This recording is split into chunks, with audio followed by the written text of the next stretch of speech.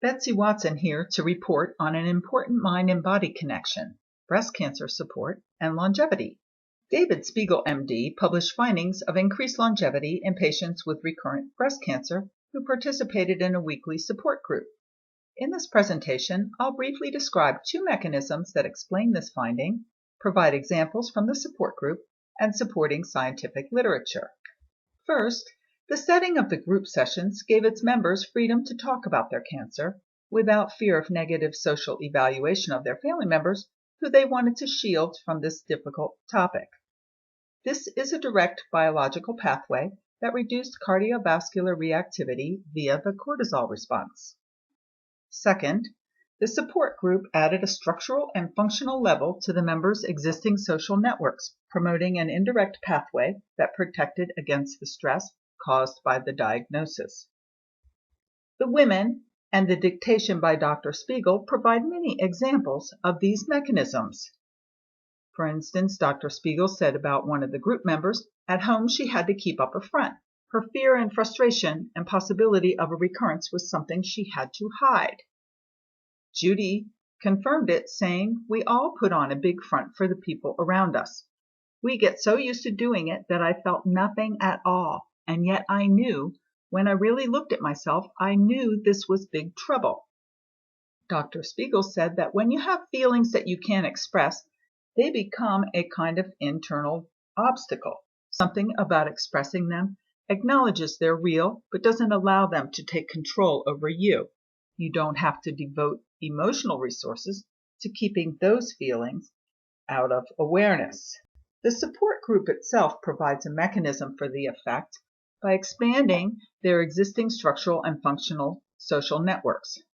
Structurally, their networks have increased in size by joining this group, and functionally, the members have gained emotional support and validation of their feelings. There are many moments in the video that demonstrate the social connections between the group members and the values they place upon it, saying things that they feel they are partners and they bonded, they have a common history. And Dr. Spiegel says that when people find out about a person's cancer diagnosis, the folks around them tend to withdraw, making them feel as though they're already a little bit dead, cut out of the world of the living. And then he says that there is a stronger relationship between being socially connected and not being as likely to die as there is between cholesterol and mortality or between smoking and mortality. The study by Karen Allen, which measured stress reactivity in subjects in the presence of pets, spouse, and friends, demonstrated reduced reactivity in the presence of pets over spouses.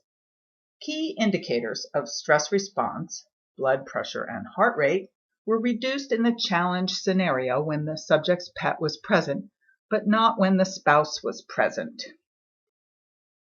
We've heard from the group members about the reluctance to express their honest emotions with their family members. They kept up a front. The act of concealing a part of themselves from other people illustrates their avoidance of perceived social evaluative threat. The Spiegel group was a forum where they expressed themselves honestly, sparing their bodies the further insult of the pathogenic effects of stress in the challenge situation of recurrent breast cancer. And in his meta-analysis of 87 studies on social networks and cancer mortality involving over 1 million patients, Martin Pinkart found positive correlations between social support and reduced mortality in cancer patients. Specifically, he found a strong association between perceived support and reduced mortality, and in breast cancer patients, size of social network and reduced mortality. Both of these effects relate to the Spiegel group. The members of the Spiegel group spoke of the caring they felt from one another, articulating this perceived support. As they met for the first time in the group, it also increased the size of their social networks.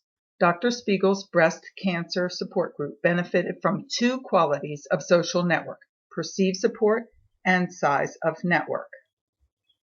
Note to doctors: prescribed social treatments in addition to other therapies. Thank you for listening.